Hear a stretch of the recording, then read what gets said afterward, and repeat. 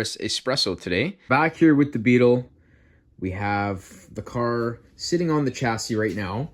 I went ahead and tore down the interior a little bit further. So we took the side panels off, we took the headliner and all that material down. We still have this back material here that we need to take off. So I'm gonna stick the respirator on again because we have no idea what's inside of that. This is a 1973 after all. There's that sound deadening stuff down here as well. We'll try to chip away at that as much as we can. We are going to apply sound deadening material like Dynamat after the car is all painted. So we'll leave it all bare for now. So we do want to get rid of this stuff here.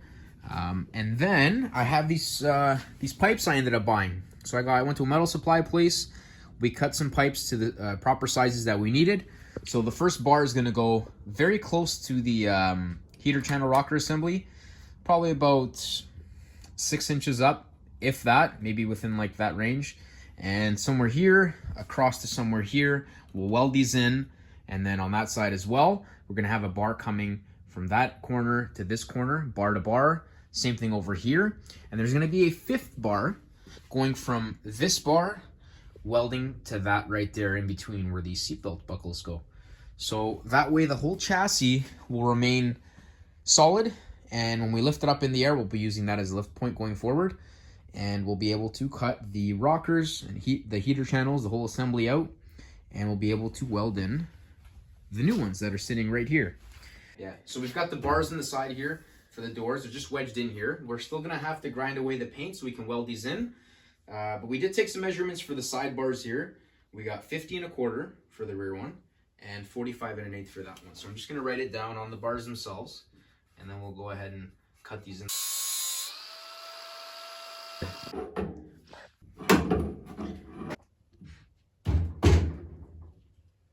Boom.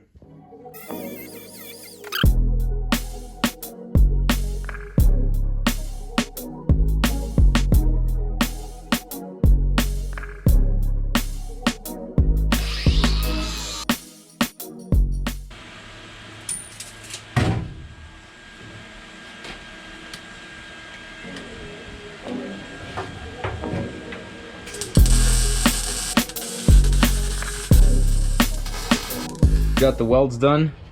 They are not the prettiest in the world, but they will hold. That one probably came out pretty nice, laid pretty flat. That one didn't. We won't get a close-up on that one, but this should be strong enough to keep the chassis square and should give us the lifting point that we need. So next step here is going to be to unbolt body from the chassis. These bolts here, the front ones underneath, and then we're gonna lift the body off the chassis with a good old cherry picker here. So let's go ahead and get it.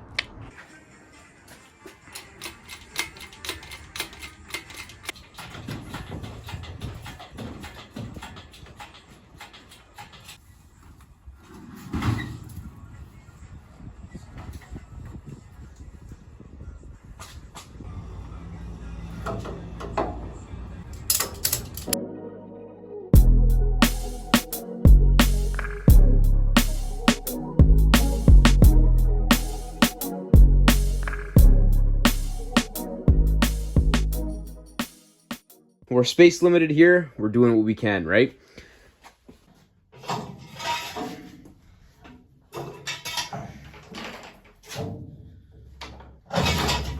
Okay. So, there we go. So here we are with the chassis. We're going to be installing this plate here.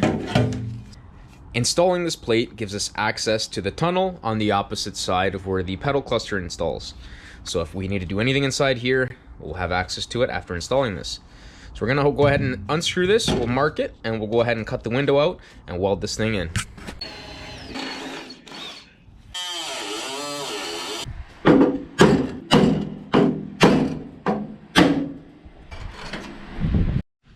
So this is made for a up to 67 Beetle, I believe. This is a 73 chassis, so the frame head design's a little bit different. And I noticed that it's double walled here. So there's 2 layers of steel. There's this layer for the chassis, and then there's a layer for the frame head, and it goes inside and they overlap. So since there's 2 layers of steel, this can no longer slide behind and have the correct offset for the plate.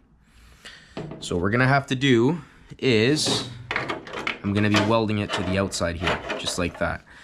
I quickly put it in the vise, removed some of the arc from this in the vise, and so it fits and contours to the chassis very nicely there. So what we're gonna do to add a little bit of that structure back in, because that frame head extended probably about halfway through this window and up. Since that steel is now missing from the frame head in here, we want to add some support back in. We're going to be welding this to the outside to give it that support.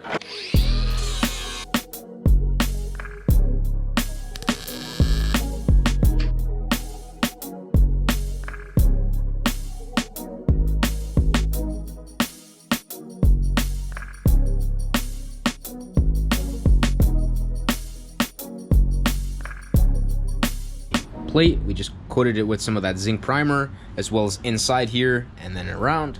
You can see the welds, they came out okay, but it's nice and solid, and that's the most important part.